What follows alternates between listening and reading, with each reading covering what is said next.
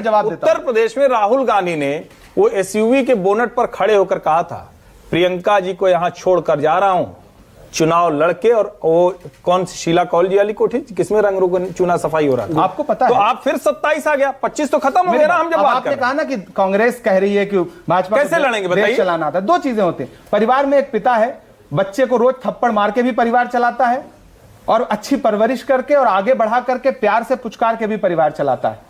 तो कांग्रेस ने सबको समेट करके प्यार से पुचकार के चलाया। आप एजेंसियों का दुरुपयोग करिए, डरा करके, धमका करके, एक बात ट्वीट कर दे, एक कहीं कोई कुछ बोल दे, पत्रकार कुछ लिख दे, जो स्वतंत्रता उस दौर में पत्रकारों को थी, आप ईमानदारी से बताइए। कर्नाटक से पुलिस देश भर में घूमती रहती है, छत्तीसगढ़ में सरकार थी आपकी, देश भर में पुलिस घूमती रही, अरविंद केजरीवाल ने वहां से भेज दिया। जैसे तो ऐसा नहीं है, सभी सरकारें करते हैं, आप मिर्जापुर भूल जाते हैं, सभी सरकारें भूल जाते हैं। मैं कह रहा हूं सभी सरकारें मीडिया की कोई सगी नहीं है, मुझे भ्रम नहीं है, कॉन्फ्रेंस से मुझे कतई भ्रम नहीं है। हर सरकार मीडिया को दबाना चाहती है, ये मीडिया के ऊपर तय कर रहा है, ज्यादा दबा रहे हैं आप। कई पत्रकारों की, मैं उसकी बात ही नहीं कर रहा। सुनिए, ज्यादा दबाना और दबाना सत्ता का एक नेचर होता है, ये सच्चाई है। मीडिया को छोड़िए, राजनेता से हट के बात कर रहा हूं। जनता से आपका कनेक्ट क्यों नहीं बन पा रहा है, इस पर बात कीजिए ना। हर्षवर्धन जी, सत्ता का एक नेचर होता है, जाहिर सी बात है वो अपने हिसाब से चलती है, लेकिन एक लेवल पे आकर के थोड़ा लिहाज, आंख में पानी, शर्म लिहाज, वो भी एक कोई चीज होती है। अब आप उसको मानिए या ना मानिए। मैं कह रहा हूं, आप कर्नाटक का पुलिस देख रहे हैं, आप मिर्जापुर की पुलिस नहीं देख रहे, आप बनारस के डीएम को नहीं देख रहे। चंदौसी में मंत्री की प्रेस कॉन्फ्रेंस से आपने जेल भिजवा दिया पत्रकार को। अब हम एंड की तरफ, क्लोजिंग की तरफ जा रहे हैं, क्लाइमैक्स की तरफ जा रहे हैं। एक सवाल और, उसके बाद हम आपकी थोड़ी सी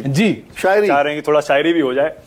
सवाल यह है कि देश का मुसलमान बीजेपी को वोट क्यों नहीं देता आपके हिसाब से? क्योंकि बीजेपी के बहुत सारे नेता कहते हैं भैया हमें वोट नहीं देते तो हम इनके लिए काम क्यों करें? मतलब काम तो कहते हैं हम करते हैं उनके लिए, हम उनको टिकट क्यों दें, उनको सांसद, विधायक या मंत्री क्यों बनाए? आपके हिसाब से क्या हो? मेरा तो सवाल सबसे पहला यह कि भाजपा वोट लेना चाहती है क्या? क्योंकि भाजपा के ही बहुत सारे नेता कहते हैं हमें मुसलमानों का वोट नहीं चाहिए। नहीं, रीच आउट तो कर रहे हैं। नहीं, रीच आउट करना अलग बात है, लेकिन ईद के समय वो झूले लेना चाहते हैं। आपका क्या असेसमेंट है? नहीं, हम आपका विश्लेषण क्या है? असेसमेंट कोई क्यों देंगे? आप लोगों का असेसमेंट क्या है? देखिए, लेना चाहती है? नहीं लेना चाहती। कैसे?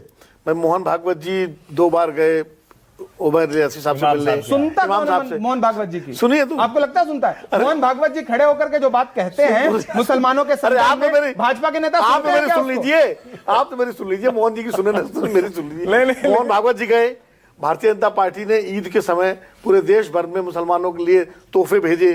तो रीच आउट करने की कोशिश तो कर रही है बीजेपी ना, लेकिन मुसलमान क्यों नहीं उसकी तरफ बढ़ रहा है? मतलब मजे की बात है, एक तरफ आप कह रहे हैं कि मोहन भागवत जी गए और उन्होंने ईद की सेवइयां खाई।